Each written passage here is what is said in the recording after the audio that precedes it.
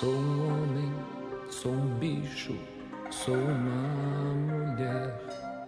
Sou a mesa e as cadeiras desse cabaré. Sou o seu amor profundo. Sou o seu lugar no mundo. Sou a febre que lhe queima, mas você não deixa. Sou a sua voz que grita, mas você não aceita. O ouvido que lhe escuta quando as vozes se ocultam nos bares.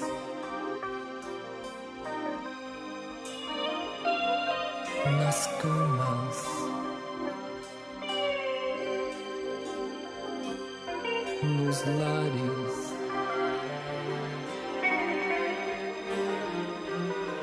na lama. Eu hoje sou um cara... Estou com 65 anos já. Muitas dores físicas, né? Pela artrose que eu tenho, pelas cirurgias todas que eu fiz, eu tenho 4 próteses e 4 órteses. Eu tenho dor para andar, eu tenho... enfim. Mas eu sou um cara otimista, eu sou um cara alegre, eu sou um sujeito com muito gás, com muito senso de justiça e com muita solidariedade humana. Eu gosto de ajudar os outros. Me dá muito prazer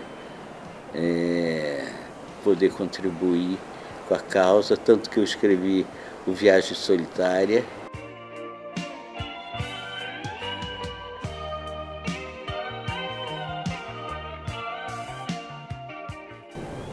Bom, eu perco meu diploma em 1977 durante a ditadura militar, né?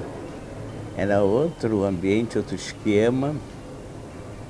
A minha dificuldade básica era não ter currículo. Eu era um analfabeto, apesar de já estar trabalhando anteriormente como professora, né? Em 3 universidades e ter mestrado.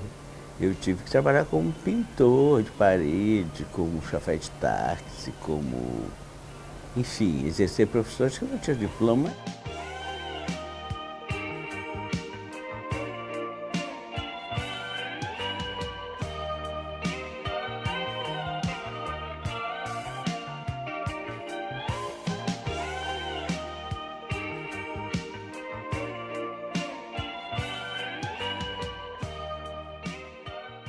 Eu sabia que aquele ato que eu estava fazendo, de tirar uma nova identidade masculina, iria implicar nessa perda. Não foi uma novidade, foi uma escolha.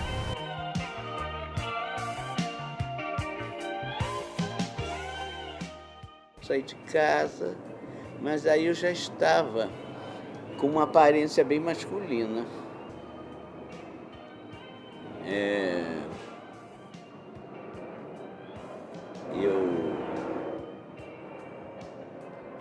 Eu cortei o cabelo curto, era a década de 70, a moda unissex surgiu, ainda bem. E eu passei a usar a calça jeans. E eu não me hormonizava. Eu só fui me hormonizar depois da cirurgia, em 77.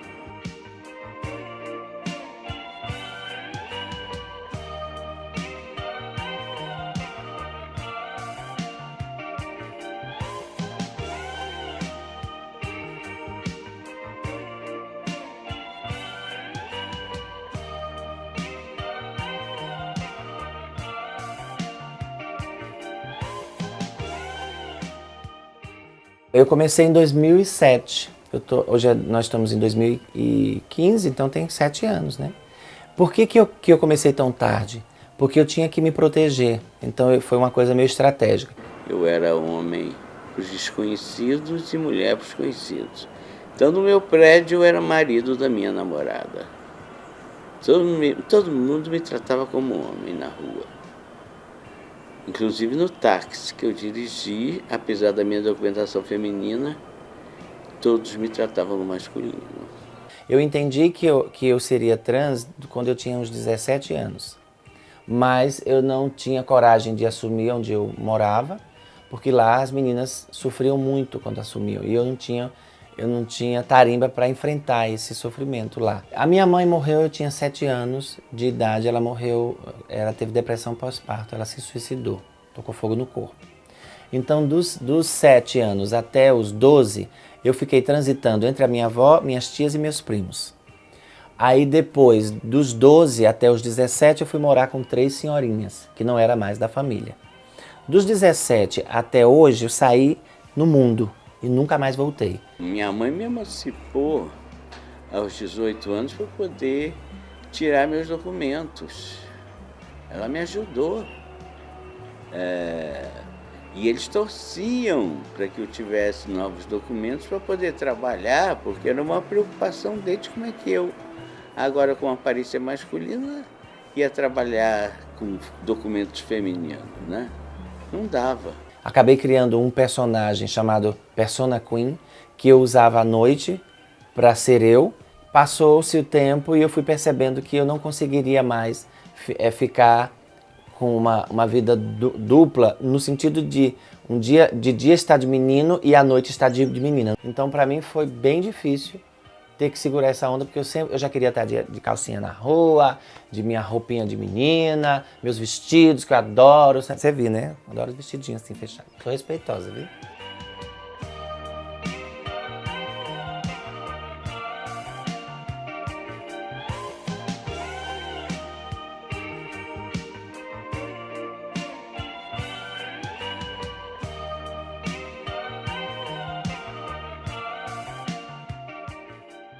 Eu comecei a minha transição em julho de 2013, né, que foi quando eu me assumi trans, né, comecei a viver como Caio. E a partir de agosto de 2013 eu comecei a tomar testosterona. Eu acho que é um processo assim que eu não tenho como definir assim o que mais me marcou. É um processo que é extremamente marcante assim.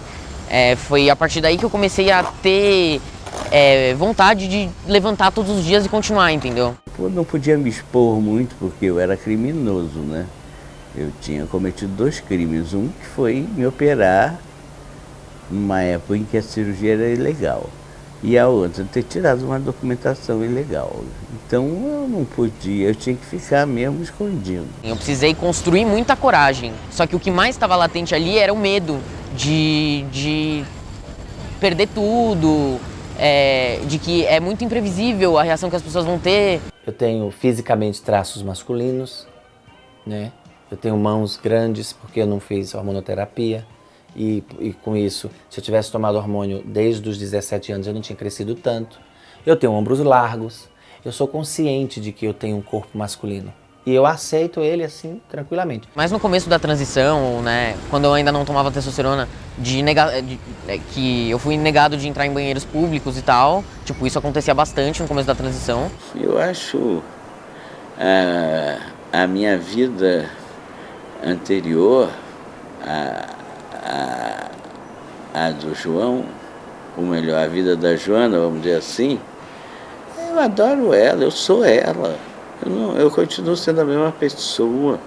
E se não fosse a Joana, eu não tinha conseguido ser o João. Personalidade é a mesma, não mudou nada. Porque você se faz um ser, seja homem ou seja mulher, dos seus 5 primeiros anos para frente. Você vai montando a sua personalidade.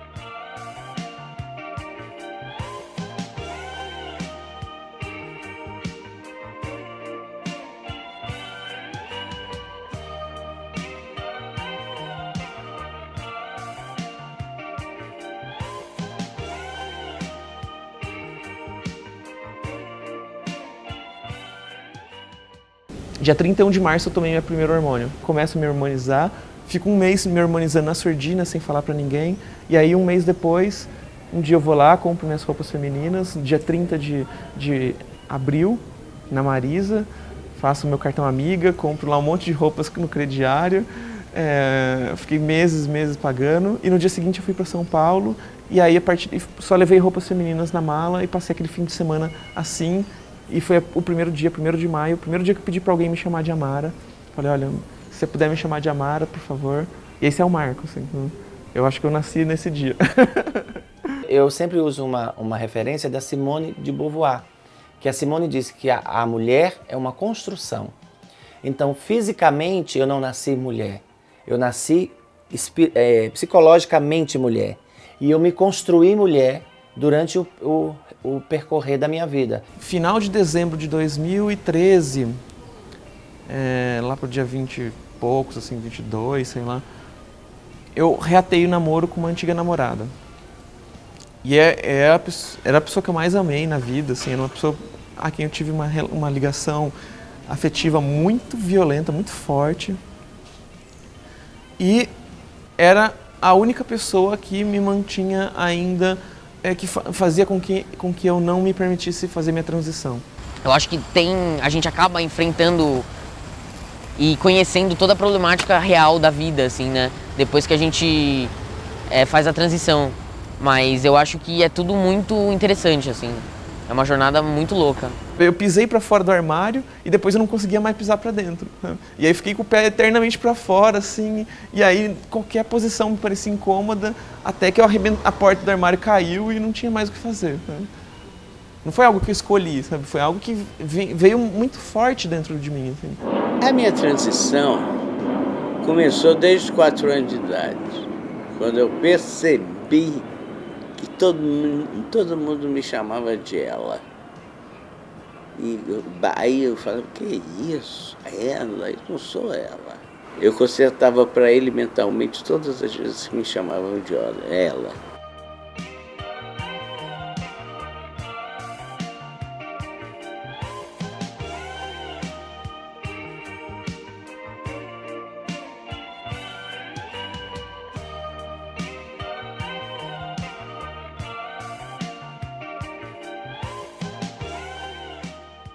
Eu comecei minha transição em janeiro, mais ou menos. Eu comecei a tomar hormônio em maio. Então, eu tenho pouquíssimo tempo e como eu tô só nesse ambiente universitário, as coisas são mais leves. Depois que eu me assumi travesti, uma coisa muito que começou a acontecer assim, que foi inesperado, foi as pessoas começaram a sentir uma certa curiosidade a meu respeito, né? Então eu fui chamada para dar palestras, fui chamada para falar coisas, para falar sobre minha vivência, sobre essa situação atípica de ser uma travesti dentro de uma universidade. Aqui na universidade, na verdade, eu conheço até bastante pessoas trans, né? Eu acho que nós somos 12 pessoas trans na Unicamp. Tem mais, mas aqui a gente não sabe ainda ao certo quantas pessoas são. Eu não tinha me assumido, mas aí, como eu fui fazendo amizade com as pessoas aí eu comecei a morar com um homem trans também, e aí eu fui conversando com ele bastante, e aí eu tive forças para poder me assumir. O meu caso é diferente do que é hoje. Hoje os meninos se hormonizam primeiro e depois fazem a cirurgia. No meu caso não foi assim. Eu me operei primeiro e depois é que eu comecei a me hormonizar. Então a cirurgia teve um peso diferente. É como se eu tivesse 13 anos de novo. Aí eu tô na puberdade mais uma vez. Aí o humor, eu fico muito irritado. Por qualquer coisa eu fico muito nervoso. Nasce espinha no corpo inteiro, os pelos crescem muito mais. A voz engrossa. Felizmente foi a primeira coisa que as pessoas notaram, assim, que tá dando pra notar, que minha voz mudou bastante. Eu tinha uma voz bem fina. Mas eu já ouvi meninas me chamarem de traveco, de viado de peito, mais mulheres do que homens, sabia? Eu já ouvi meninas ficarem rindo umas com as outras, como se eu tivesse suja, ou se eu tivesse cagada, ou se eu não fosse uma pessoa normal. Entende? Hoje mesmo eu tava dentro do ônibus e eu fui e as pessoas ficavam me encarando assim, tipo. E aí eu fiquei, tipo, o que tá acontecendo? Será que eu esqueci de vestir a calça ou alguma coisa assim? Tipo, as pessoas ficam me encarando, eu não sei exatamente o que elas pensam. Acho que é falta, porque elas realmente, porque eu sou, é isso, né? Eu fujo dos padrões, eu não sou, como eu ainda não tenho uma passabilidade de homem. Eu não pareço um homem, mas eu acho que também já não pareço totalmente uma mulher. Aí as pessoas olham pra mim e acho que elas ficam em dúvida. Eu quero que as pessoas me enxerguem com respeito, sabe? Só isso, assim, tipo, respeitando a minha liberdade de expressão do meu gênero e da minha personalidade. Eu acho que vai muito além também do gênero, entendeu?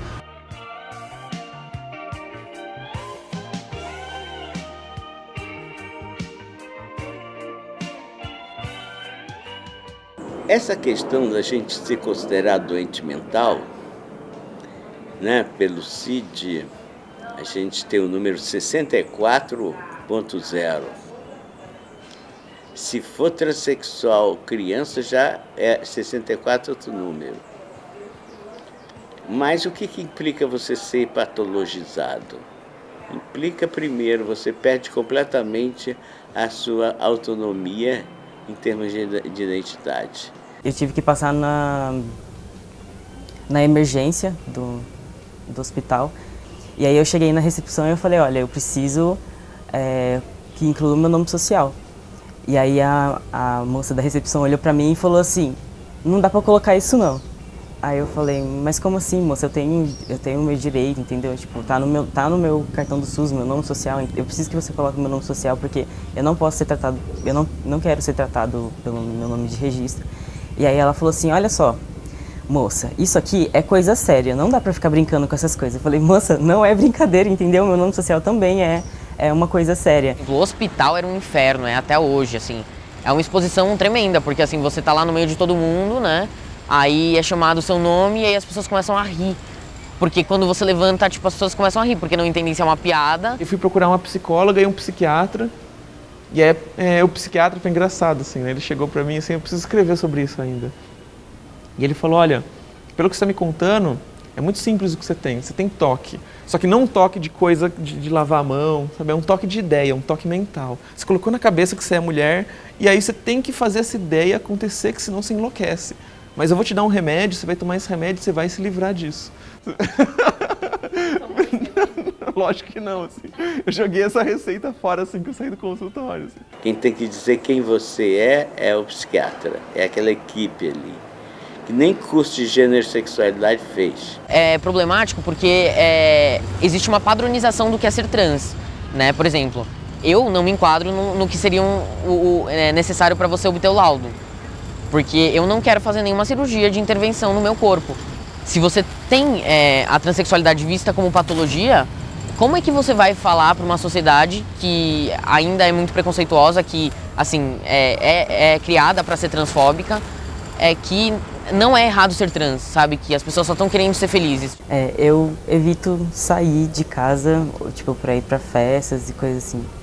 Muitas vezes eu já não...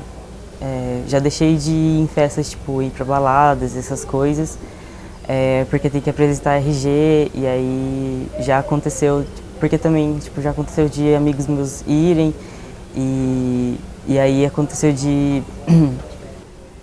chegar lá e aí arrumar briga, as pessoas que trabalham nas casas, tal, brigarem com a gente, tal, eu já saí. E coisas piores, tipo... Eu fui agredida por 9 rapazes, quer dizer, eu tinha um grupo de 9 rapazes, mas eu fui agredida por um cara, desses 9, que estava com a bota e tinha uma placa de ferro dentro da bota. Então ele me deu um chute aqui, muito violento, que eu caí lá na frente, e aí quando eu cheguei no médico, o médico falou, olha, infelizmente a gente vai ter que extrair, porque você perdeu o rim. Foi um chute extremamente violento, para você estourar um rim precisa ser um monstro, assim, de peso, né? Usar banheiro é uma coisa muito complicada fora de casa. Se eu entro no banheiro feminino, aí as mulheres olham pra mim e falam, você não pode entrar aqui, você é um homem. Aí eu vou no banheiro masculino. Aí quando eu vou no banheiro masculino, os homens ficam me encarando, porque de uma forma ou de outra, eles sabem. Além do que também entrar no banheiro masculino não é uma coisa muito simples. O medo de ser agredido e tudo mais, ou coisas piores acontecerem, né? Então, eu prefiro não entrar em banheiros.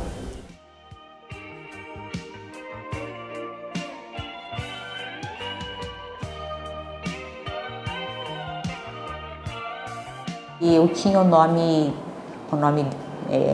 de nascimento dele, né? E eu não o conhecia. E quando eu chamei o nome, né, que ele tinha se inscrito no meu programa, ele veio e imediatamente ele disse: meu nome social é Thomas, e a partir daí é Thomas, tá? Não lembro mais o nome dele antigo. Eu tenho uma bolsa-trabalho no Hospital das Clínicas daqui da Unicamp. Eu trabalho no ambulatório de psiquiatria infantil. O meu trabalho lá com as crianças atualmente é a coisa que eu mais gosto de fazer, assim. Eu gosto muito delas. Elas me fazem super bem, assim. Eu me tornei um militante dos direitos humanos, né? E eu hoje vivo dando palestras e cursos no Brasil todo, congresso, universidade, enfim. Mas é um trabalho basicamente voluntário, né? E atendo também no Facebook a garotada que me procura no desespero. Eu faço uma lista de profissionais que eu indico advogados, médicos e psicólogos, né, para ajudá-los, assim como as famílias deles. Apesar de uma dificuldade também, no meu caso, de procurar emprego, porque eu não tenho conclusão de ensino médio, isso é um grande entrave. Eu acho que ser transexual, eu acho que é uma barreira ainda maior. Porque se tiver para mim à disposição telemarketing e prostituição, eu vou para prostituição, porque eu não fiquei 10 anos na universidade para ir trabalhar com telemarketing. Então, essa é uma coisa que eu me coloco muito claramente. Assim, eu estar me prostituindo hoje é também uma forma de eu ir me preparando para um dia em que talvez eu precise viver disso. Meus pais ainda estão vivos, né? Meu pai está com 97 anos, minha mãe está com 91, eles me dão uma ajuda. O início me preocupou não por conta da nossa aceitação em relação ao Thomas, mas em relação ao contexto todo, ao contexto das mães, das crianças, contexto da equipe, né? Então isso foi discutido na equipe.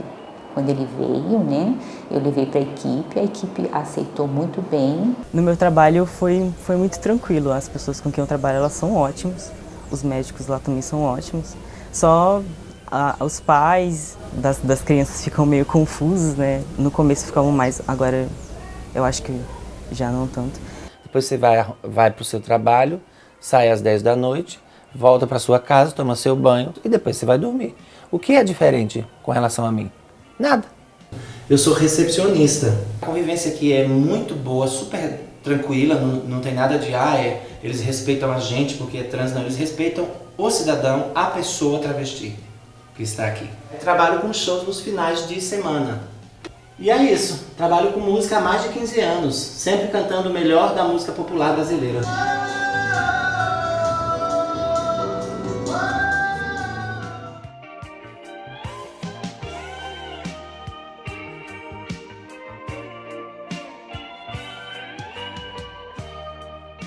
A nossa família é muito unida, eu tenho 3 irmãs, né? Nós somos amigos. Todos me tratam no masculino, todos me respeitam. Minha mãe me chamou no masculino, me chamou pelo nome antigo durante mais de um ano, depois da minha transição. E mesmo assim eu tinha certeza absoluta que era a pessoa que mais me amava e mais tinha um carinho gigante por mim. Assim. Eu acho que agora, recentemente, que eu tenho tido um contato real com a minha família. Eu acho que a transição me proporcionou isso, né? Porque eu sempre achei o Caio diferente, né? Eu não tinha esse conhecimento do que era transgênero. Então, acho que a minha primeira reação foi acolher, de qualquer forma, aquele sofrimento que ele estava demonstrando. E aí, o segundo passo foi tentar entender, porque para mim era um universo novo.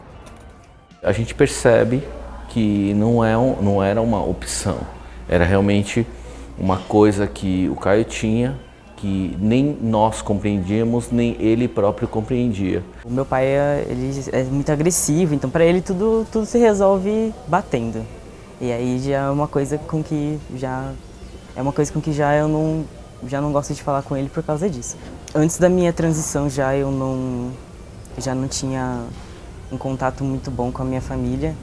Então aí depois que eu já me assumi enquanto homem trans já está mais complicado, eles não entendem e eu ainda não sei muito bem como lidar. Eu não tenho contato com a minha família biológica. Eu tenho uma senhora que me adotou como filha, que é a Fátima, e que tem uma filha também travesti, e ela é a referência de família que eu tenho é a Fátima. O que importa realmente que os pais de transexuais entendam é que realmente é muito importante você exercitar isso, esse diálogo franco. Por mais difícil que seja, é importante você olhar no olho do seu filho e falar que realmente você o ama, que você tem objetivos comuns e que a franqueza é muito importante nesse sentido. O fato de eu ser transexual não me faz ser um pai diferente. Me fez criá-lo de uma forma diferente. A gente tem uma relação muito legal, muito profunda, de muito amor. Eu contei minha história para ele desde os 13 anos de idade, né? E dividi em duas partes, né? Contei primeiro que eu não era o pai biológico e depois eu conto, a mãe dele conta a segunda parte, mas isso só nos aproximou mais. Ele é meu garoto, meu grande presente da vida. Eu entendo que eu fui privilegiado, assim, por ter uma família que me apoia. Porque a grande maioria das pessoas trans e travestis não tem apoio familiar, né? É muito complicado, as pessoas são expulsas de casa, são espancadas, né? Assim, é muito raro você achar uma família que aceite totalmente e tal. Acolher sempre, olhar pro seu filho, né? Entender. Vai saber depois o que é. Vai lidar com os seus problemas, mas acolhe esse ser humano, né? Eu acho que deveria ser tão natural nos pais e você vê o contrário, né? Então eu me dou não pelo Caio, que eu sempre fiz de tudo e mais um pouco, mas eu me dou pelo que tem por aí mesmo, né? E pelo que vem por aí, né? Talvez o mais importante de tudo para um trans é ter o apoio da família. Com o apoio da família, você consegue muita coisa.